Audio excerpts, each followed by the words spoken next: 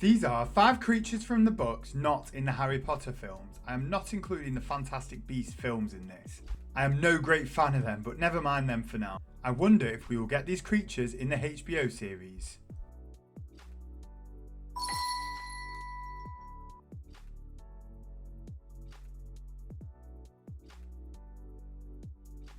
Film fans of the Harry Potter series who haven't read the books will think vampires are more Twilight than Harry Potter, but believe it or not, they are present in the books. The fraudulent Gilderoy Lockhart detailed his supposed encounters with vampires in Voyages with Vampires, but if you'll believe that, you'll believe anything. On Hagrid's largely pointless and unsuccessful trip to go and get giants to join the fight against Voldemort, he had a disagreement with a vampire in Minsk.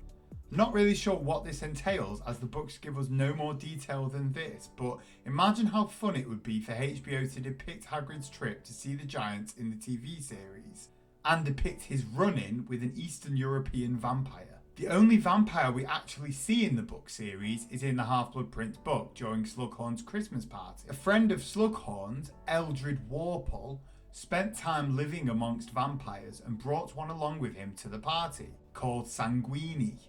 We don't actually hear anything from Sanguini, but Warple does have to drag him away from a group of people he was leering hungrily at. Who doesn't love a vampire? I hope we get at least a glimpse of them in the TV series. I mean, really, could HBO even dream or dare to do a TV adaptation of the Harry Potter book series without including Pigwidgeon? The true backbone of the Harry Potter book series is this owl. It is a crime that Pigwidgeon wasn't included in the films. Pigwidgeon, who was nicknamed Pig by Ron, was the owl gifted by Sirius to Ron Weasley at the end of the Prisoner of Azkaban book. When Harry, Ron and Hermione are on the train back to London at the end of this book, an owl arrives from Sirius which carries with it a letter that gives Harry permission to go to Hogsmeade. Something he had been unable to do legally the whole year.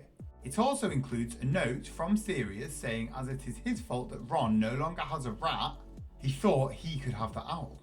There's not really much else to say about Pig. He loyally serves Ron throughout the following years at Hogwarts. Yep, that's about it. If anyone has any fun facts about Pig, then leave them in the comments.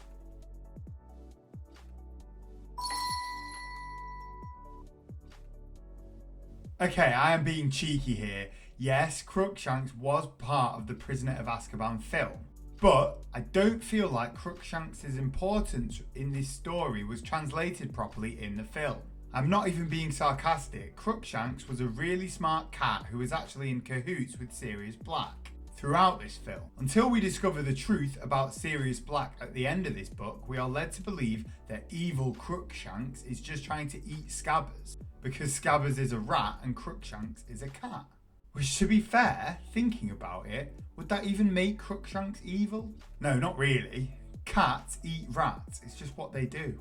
I'm not really sure what Ron's problem was, to be fair, but anyway, back to the point. We discover at the end of this book that Crookshanks was working with Sirius Black in his dog form all along, trying to capture Scabbers and give him to Sirius Black. Crookshanks was helping Sirius all year to expose Scabbers for the dirty, traitorous crook that he really was. Crookshanks deserves an award for his role in this book. After the end of the Prisoner of Azkaban book, Crookshanks discontinues his role as undercover spy and just becomes a normal cat again, but nevertheless a star.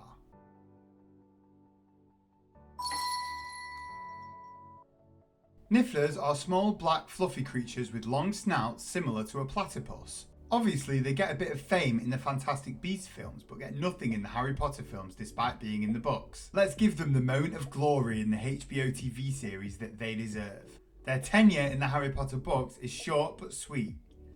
Hagrid brings them out in a Care of Magical Creatures class in the Goblet of Fire book, and the class enjoy an unusually good lesson trying to get their Niffler to find gold which Hagrid has hidden. Ron is absolutely over the moon when his Niffler gets the most gold out of the class until it all disappears. It turns out that cunning Hagrid had planted leprechaun gold for the Nifflers to find, which disappears after a few hours.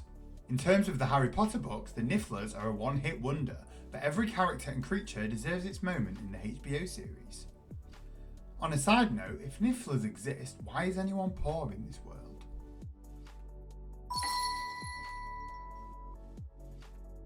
Blast-ended scroots, or bang-ended scroots, as they are named by Rita Skeeter, were foul creatures introduced by Hagrid in the Goblet of Fire book during his Care of Magical Creatures class. They are described as deformed-looking shellless lobsters. They are widely despised by the Care of Magical Creatures class, who are asked by Hagrid to try to work out what they eat. Something which turned out to be pretty pointless, as they didn't even seem to have mouths. The scroots were murderous, violent and dangerous creatures. Hagrid, naturally, doesn't recognise this at all. But of course, Hagrid wouldn't recognise a dangerous creature if it danced naked in front of him wearing Dobby's tea cosy. An obscure reference, but 10 points to Gryffindor if you get it. In one lesson, Hagrid asks the class to try and guide the scroots into boxes lined with pillows and fluffy blankets. Classic Hagrid. Due to their violent streak, they start attacking each other. Harry, Ron and Hermione stay with Hagrid and try and round them up, but the rest of the class go and hide in Hagrid's hut, with Malfoy leading the group. Due to their violent nature, they end up all killing each other, and I think only one remains by the end of the book, which takes part in the maze in the third task of the Triwizard Tournament. Fun fact, Hagrid actually created them by breeding a manticore and a fire crab, something that was definitely illegal. But let's be honest, Hagrid is a legend, but he was lucky to even have a job in this series. And that's that. I think you'll all agree the HBO series won't be complete without these creatures in it. I hope the writers are listening.